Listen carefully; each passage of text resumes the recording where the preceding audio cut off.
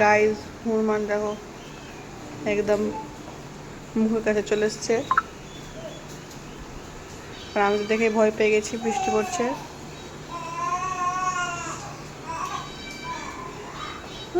ইকরা, ইকরা দেখো কি আছে, ইকরা